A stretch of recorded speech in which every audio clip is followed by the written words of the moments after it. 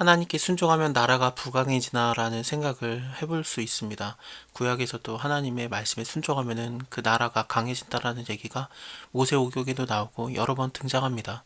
하나님 말씀에 순종해서 나라가 강해지는 원리는 근데 구약에서 그냥 마무리된 듯합니다. 이스라엘 같은 경우를 생각해 보면은 로마 식민 상태에 있을 때 이스라엘도 다시 부강해지기 위해서 하나님의 말씀을 어떻게든 잘 지켜보려고 강화시켜서 믿는 바리새인들이 등장했었습니다만 예수님께서는 전혀 다른 개념의 나라인 천국을 제시합니다.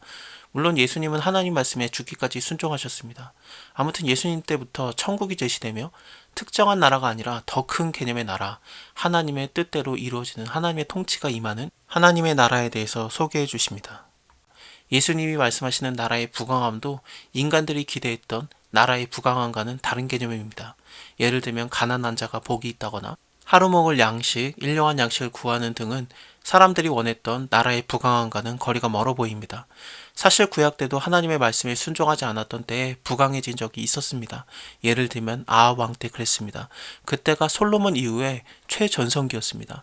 하나님의 말씀을 가장 거부했던 때가 이때이기도 합니다. 다시 말하면 하나님의 말씀에 순종하면 무조건 부강해진다는 일반화는 조금 어렵습니다. 물론 순종하면 하나님께서 부강하게 하시기도 합니다.